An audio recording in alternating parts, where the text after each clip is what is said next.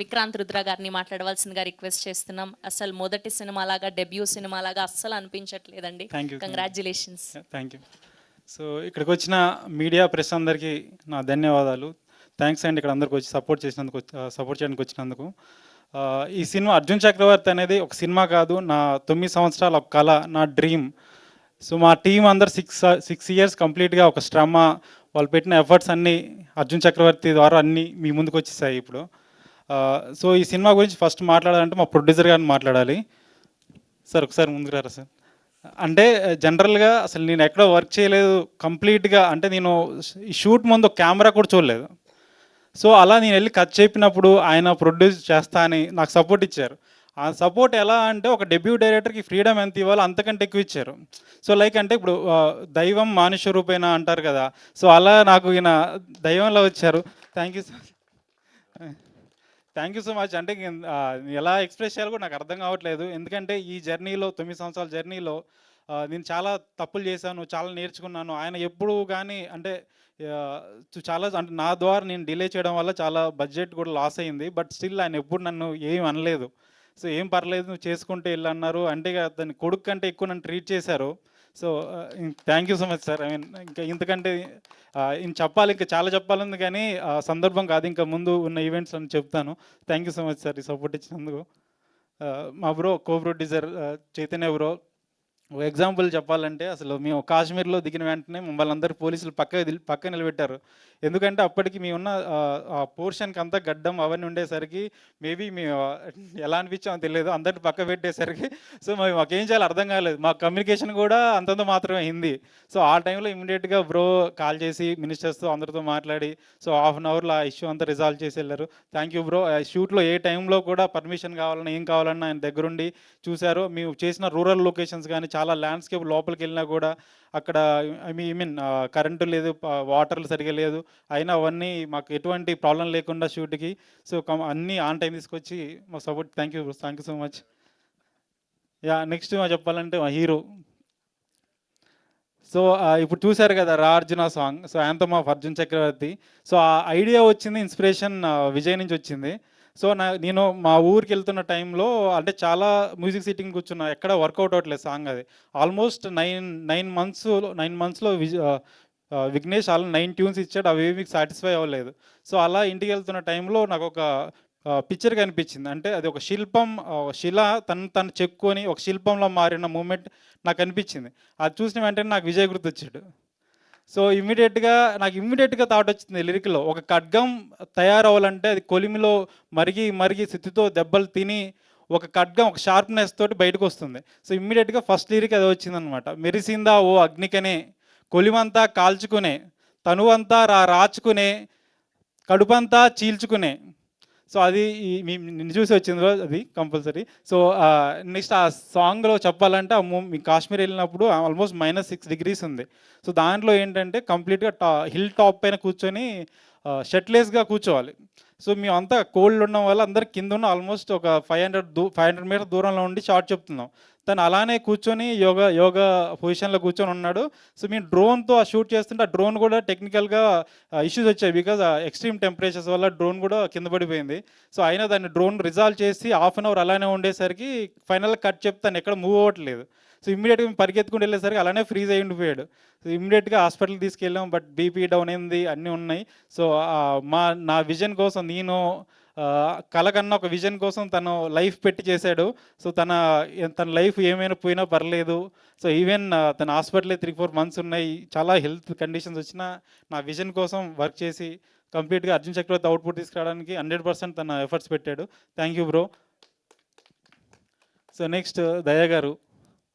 Sir రండి sir. So ఈయనకు అంటే ఫస్ట్ టైం నేను హైదరాబాద్ వచ్చాక నాకు తెలిసిన ఫస్ట్ యాక్టర్ దయా గారు. సో ఆయన్ని పిలిచి స్టోరీ చెప్పిన వెంటనే ఇమ్మీడియట్గా ఇంత పెద్ద స్పాన్ ఉన్న సబ్జెక్ట్ నాకు ఇస్తున్నందుకు థ్యాంక్ యూ సో మచ్ అన్నారు. నేను రివర్స్ థ్యాంక్ చెప్పాలనుకున్నాను. ఎందుకంటే షూట్ టైంలో ఫస్ట్ షెడ్యూల్లో 65 years లుక్ కనిపించాలంటే అప్పటికి ఆయన కూడా బాడీ బిల్డ్ చేస్తున్నారు ఆ టైంలో మీట్ అయినప్పుడు. సో మీ షూటింగ్కి వెళ్ళే టైంలో ఆయన ఒక లాస్ట్ 20 days 1 mealతోనే సర్వైవ్ అయ్యారంట. సో వన్స్ షూట్లో వచ్చేసరికి కంప్లీట్గా ఆయన చాలా సన్నగా కనిపించారు, నేనే గుర్తుపట్టలేకపోయాను. సో ఆ డెడికేషన్ ఏంటి సార్ అసలు? హ్యాట్స్ ఆఫ్ మీకు అసలు డెడికేషన్‌కి. దాంతో పాటు ఆ దయ గారి క్యారెక్టర్‌కి 5 ఫిజికల్ వేరియేషన్స్ ఉన్నాయి. ఈవెన్ హీరో గారితో పాటు దయ గారి క్యారెక్టర్ కూడా 'జర్నీ ఆఫ్ ది ఫిల్మ్‌లో' కంప్లీట్ అర్జున్ చక్రవర్తి సోలే రంగయ్య క్యారెక్టర్. సో 1955లో ఆడిన ఒక రంగయ్య ఒక ప్లేయర్ లైఫ్ నుంచి ఇన్‌స్పైర్ అయ్యి దయ గారి క్యారెక్టర్ తీసుకున్నాం. ఆయన గేమ్ ఆడే పోర్షన్ 1955లో ఉంటుంది. ఆ పోర్షన్ కూడా ఆయన కబడ్డీ నేర్చుకున్నారు. ఈవెన్ మీ షూట్ చేసే టైంలో బెడ్స్ కూడా లేవు కింద. సో అలానే ఆ ఏజ్‌లో కూడా అలా జంపులు చేశారు. అసలు ఎలా sir? I don't know. I mean so complete 100% ఎవరి thank you so much sir. So next మా డీఓపీ కమ్ బ్రో. ఐ మీన్ సో మా జగదీష్ గారికి చెప్పాలంటే ఆ ఫోటోగ్రఫీ నెక్స్ట్ స్టాండర్డ్లో తీశాడు. బట్ దానికంటే గ్రేట్ థింగ్ ఏంటంటే మీ కాశ్మీర్లో షూట్ చేస్తున్న టైంలో కంప్లీట్గా అందరూ -6 డిగ్రీస్ ఉండడంతో అందరూ ఫ్రీజ్ అయిపోయారు. ఈవెన్ గింబల్ ఆపరేటర్స్ కూడా వాళ్ళ లెగ్స్ అవన్నీ ఫ్రీజ్ అవ్వడంతో వాళ్ళు కూడా మేము చేయలేమని బ్యాక్ అయిపోయారు. సో ఆ టైంలో జగదీష్ దగ్గరికి వెళ్ళిపోయి, బ్రో నువ్వేం చేస్తావు నాకు తెలియదు, నా అవుట్పుట్ నాకు కావాలని చెప్పాను. ఈవెన్ నా విజన్కి ఎటువంటి కాంప్రమైజ్ అవ్వకుండా ఆయన ఇమ్మీడియట్గా షూ వేసుకొని గిమ్మలు పట్టుకొని లోపలికి వెళ్ళిపోయారు. ఆల్మోస్ట్ అది ఒక 500 మీటర్స్ లోపలికి వెళ్ళిపోయి షూట్ చేయాల్సిన సిచ్యువేషన్. సో ఇమ్మీడియట్గా అక్కడికి వెళ్ళిపోయిన వెంటనే మధ్యలో గ్యాప్ తీసుకొని బయటకు వచ్చి షూ ఇప్పేసి లెగ్స్ రబ్ చేసుకుని మళ్ళీ వెళ్ళిపోయేవారు. So thank you so much bro, మీ లైఫ్ పెట్ చేశారు. నా విజన్ ఎక్కడ కాంప్రమైజ్ అవ్వకూడదని. Thank you so much. దానికి ఎప్పుడు నేను రుణపడి ఉంటాను. నెక్స్ట్ మా మ్యూజిక్ డైరెక్టర్ కమీర్ బ్రో. సో నేను థ్యాంక్స్ చెప్పాలి, ఎందుకంటే నా ట్రాంట్రమ్ టార్చర్ అంతా తనే భరించాడు. సో ఆల్మోస్ట్ అంటే ఈ ట్రైలర్ కూడా ఫైనల్ స్టేజ్లో మ్యూజిక్ చేస్తున్నప్పుడు లాస్ట్ 4 డేస్ నుంచి తను స్లీప్ కూడా లేడు.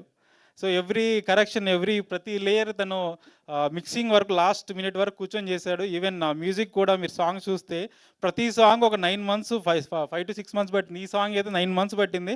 ఓ 10 ట్యూన్స్ ఇచ్చాడు. ప్రతి ట్యూన్ రిజెక్షన్ చేయడం అయినా ఎక్కడ డిసప్పాయింట్ అవ్వకుండా సో నాకు సాటిస్ఫాక్షన్ ఇవ్వాలన్న అవుట్పుట్ కోసం చాలా డే అండ్ నైట్ వర్క్ చేశాడు. Thank you so much bro. Durgesh.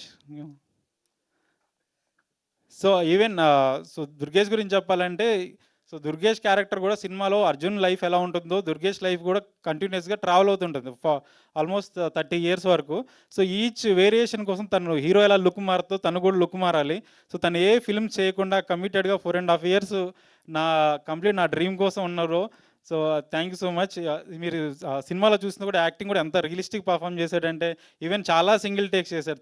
చాలా ఈజీ అయిపోయింది నీతో వర్క్ చేయడం వల్ల. సో నెక్స్ట్ మా దేవిక కంఫర్ట్. సో తిని ఏంటి అంటే కంప్లీట్గా మేము ఫస్ట్ ఆడిషన్ చేసి కేరళ వెళ్ళాను. సో అక్కడ చాలామంది పీపుల్ని ఆడిషన్ చేయంగా నాకు చాలా ఫ్రస్ట్రేషన్తో కూర్చున్న టైంలో తను ఆడిషన్కి వచ్చింది. సో తను ఆడిషన్ చేయకుండా ఇమ్మీడియట్గా తనకు స్టోరీ చెప్పాను. సో నాకు తను ఎప్పుడైతే ఆ రూమ్లోకి ఎంటర్ అవుతుందో నా దేవికి ఎలా ఫీల్ ఉంటుందో ఆ ట్రెడిషనల్ లుక్ కానీ ఆ ఐస్ కానీ దూరం నుంచి తన ఐ ఎక్స్ప్రెషన్స్ నాకు కనిపించాయి. సో ఇమ్మీడియట్గా సబ్జెక్ట్లో తీసుకొని సైన్ అప్ చేసాం. సో తను ఎంత ఎఫర్ట్ పెట్టిందంటే ఈవెన్ మేము చాలా రైనీ షూట్స్ ఉన్నాయి. తన వర్క్ వచ్చేసి 30 days షూట్లో ఉండి 25 days రెయిన్ షాట్సే ఉన్నాయి.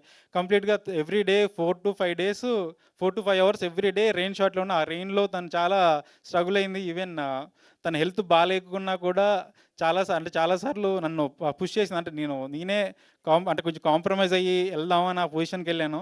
బికాజ్ అంత రెయిన్ పడేసరికి తన ఫీవర్ వచ్చింది. ఆ ఫీవర్లో కూడా ఏం పర్లేదు చేస్తా అని చేసింది. Thank you so much సిజా.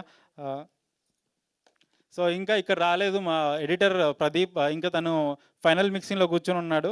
Almost day and night work చేస్తున్నాము. మా poster designer Akhil special thanks చెప్పాలి. తను కూడా చాలా డేస్ నుంచి పడుకోకుండా డే అండ్ నైట్ వర్క్ చేస్తున్నారు పోస్టర్స్ కానీ యానిమేషన్స్ అన్నిటికీ.